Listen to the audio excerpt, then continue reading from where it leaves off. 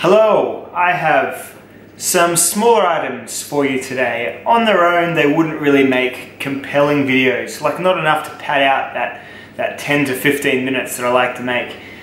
However, just like the Power Rangers, whilst on their own they are derivative and uninteresting, I'm hoping together when I mix them all up and put them in one video, it creates some kind of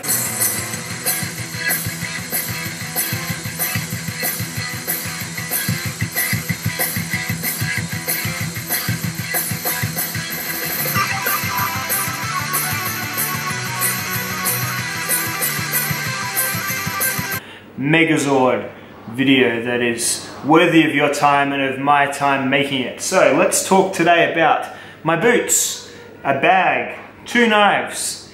Which acts do I actually use these days? A watch and a pocket knife that used to be featured a whole bunch but has declined a little bit. So let's get straight into it. These are my Kathmandu Tiber NGX boots. These are the first proper outdoor boots that I bought. I bought them about 8 months ago and I've worn them a whole bunch. I actually wear these quite often as everyday boots. And these are excellent. I paid about $240 for boots. They say about boots, they're a bit like your bed. If you're not in one, you're in the other. So spare no expense. And yeah, I'm really glad that I got these because these are very, very well made. They're made in China, like everything is these days. But they're very well made in China. So you've got full leather, some protective rubber around the toes there, really nice thick sole that is covered in stuff from my adventures, but nice, gives you a little bit, probably gives me about another inch of height, which is always nice, I guess. But yeah, generally really well made, really nice inner as well, so you've got some smooth, nice leather all the way around the ankle, and then inside, of course, is a really nice very well supported sole there. So I've had these for a while. I feel like I've worn them long enough to tell you if they're good or bad or not, but then, I don't know, the boot review always eluded me. What do? Put them on and walk around and have artistic shots of my feet trouncing through the forest floor? I don't know. But these Kathmandu Tiber Tiber NGX boots, product number 33027 if you're interested, have done me really, really well. They've got all sorts of stuff stuck in them. They're really easy to clean. They are they lace up via, you know, hitching little hitching masts there, so you can get it really, really tight around your ankle.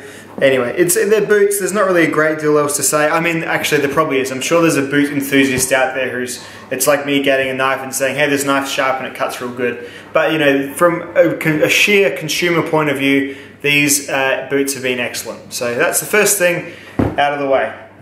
2 knives. So we have my Falconeven F1. I've done many a follow-up on this one and many a video on this knife already. My Falconeven F1 is it's my go-to. It's the knife that I'll always take if I'm,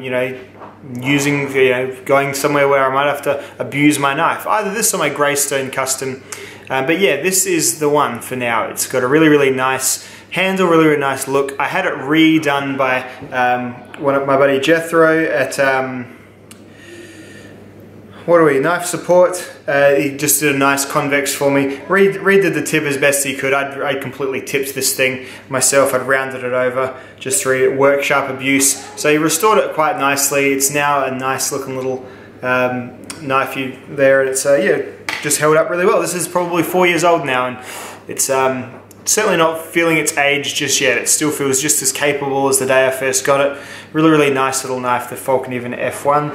So that was the restore job I got done on that, and it's done really, really well. And the next is my 4V Kefar from Bark River. Again, this is the knife I completely munted when I reviewed it. The video was called How Not to Review a Knife, when one of the first things I did with the knife was break it in a log. Caused a bit of soul searching about if I baton knives and what I do and why, all that sort of stuff, but it was a good video and the whole experience was positive, I think, in the end. I fixed it myself and then wasn't quite happy with how I fixed it, so I sent it off to get re-tipped, re-sharpened, keeping in with the convex lines of the original. Really nice, great knife. This is probably one of my more expensive knives. I don't keep a lot of expensive knives. I sold my Survive knives, GSO, It just wasn't doing it for me. It's a great knife, and I can see it's objectively a great knife, but you know what? I just don't think I use survival knives. I think I take slicey knives, or I take, I take knives that I enjoy using rather than knives that may be able to save my life. And whether that's foolish or not, hey, I'll live life one day at a time. I'll put my pants on one leg at a time, just like you all. So there we are. So the 4V Kefart is still doing great. Now, my watch. People often ask, how's your watch holding up? Let's zoom in a little bit. So my Victorinox Alox Swiss Army watch. This is the one I got when my GMT was lost when I shot this video out in the bush. I shot my Schrade 42D video. I lost my awesome watch for a fucking Schrade video. Anyway, so I was on the hunt to replace it, and I wanted another Victorinox. I've had really good experiences, and I really love that watch, but the reviewer in me said, hey, here's this opportunity to get a different watch. And so I got this one.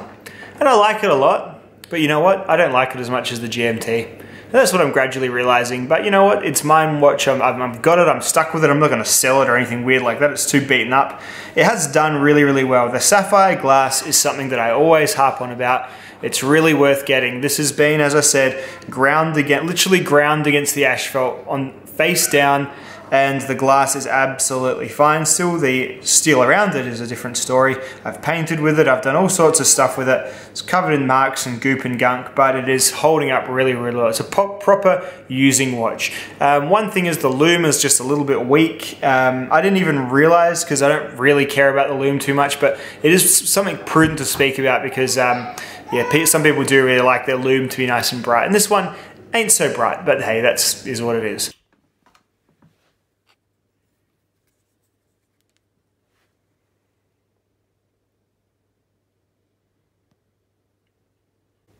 Hey, that's pretty good. But yeah, so the Victorinox Alox, Inox, geez, I need to use the right word. The Inox watch, geez, not Alox, they're made of aluminium. No, this is Inox, this is the stainless steel. Yikes, see, this is why I'm doing all these reviews one at a time, because it's a car accident, guys, and you're watching it, you're involved too now. So yeah, it's great. It's doing well. It's still like a $450 Australian watch. So it's not worth just, if you're not really invested in the design, then I'd probably get something else. But if you are and you like a really solid, hefty watch, this is the 43mm one, I think. Recommend. Next, my Alma Falcon, the Falcon. So this one was in all my EDC videos. I used to carry this as my knife every single day and carry a second knife as a support knife. Then I felt that it was starting to get maybe a bit over sharpened, and so I stopped using it and then put a really steep Tormek edge on it, and now it slices like a demon once more. So this has made its way back into my daily carry, and I just love this knife. Much like I love my Falcon even for looking just like a normal person knife. This one's the same. I think that's just a really handsome pair of knives, don't you?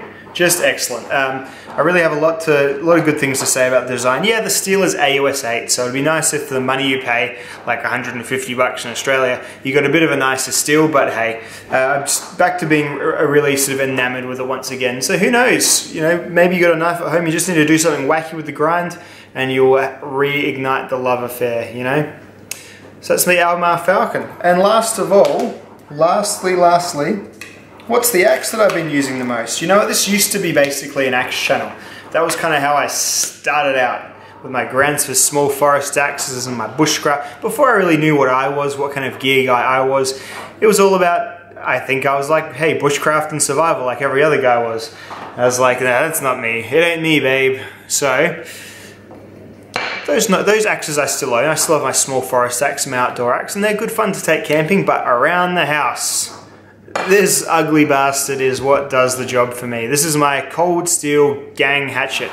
I cut the handle short because I felt it was a bit too long. I got a really good grip here, and you know why else? Because I wanted to make a video back when I was like, hey, I gotta grow my channel. One of my more, I don't know, it's still a fine video, but one of my more embarrassing thoughts, I guess, was, hey, do a Walking Dead-ish video, because that'll bring in the views, some random loser reviewing gear. Anyway, But sure enough, I did get it because it was Rick's hatchet. But this is what tools for me are kind of like. This is when they get the most use. When they're cheap, when they're effective, but when you don't care about absolutely beating the crap out of them. So yeah, every now and then I'll get my work sharp, I'll restore the edge, I'll reconvex it, I'll tidy it up nicely, put a nice really sharp edge on it, convex. I'll usually just use the work sharp raw without a guide on the cheeks, and then I'll get in the 20 guide or the 25 guide and put a decent working edge on it. And yeah, this is what I use to hack up stuff in my backyard. Like, I took a trampoline down with this. Like, literally all the steel had like rusted over and congealed, and it was just, I had to literally smash it with that axe bit and with the back of it too, which you're not even supposed to do. But yeah, this took down a trampoline. It's taken down trees, it's taken down anything that happens in my backyard that I need to make into smaller bits. This is my backyard cleaver, and it is excellent. That flat blade against the stump, very few things would want to be on that stump. Very, very well done. And a great cheap hatchet, and I really, really recommend it too. So yeah. So what do you reckon? That wasn't too offensive. Just some things that, yeah, as I said, I didn't really feel were worth making a big song and dance about, but little things you might have been interested about how they were going, or what I've been, what I've been feeling about them. And the last one is my nutsack man bag.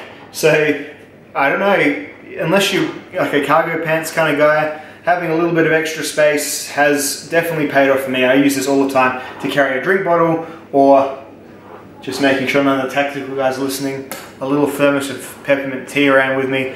And yeah, it does the trick. It's starting to get a bit ugly and stained and knocked around. I guess you'd call that a patina, wouldn't you? But these bags are far from like a gimmicky name and a sort of little, Kickstarter with little indie dun dun dun dun.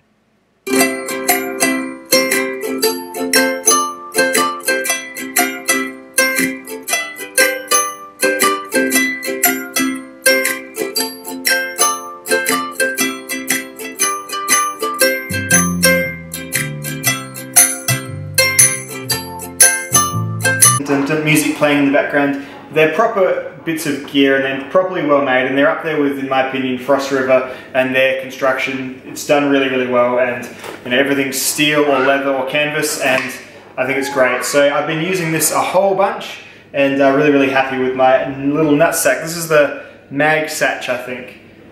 Yeah, it comes with me most days. It's at least sitting in the car getting crap thrown on it from the kids in the back seat, getting covered in like bits of lolly and pastry and whatever we give them, whatever we throw back there on those long car trips. So yeah, the nutsack is doing really, really well too. Almost forgot about it, but there we are.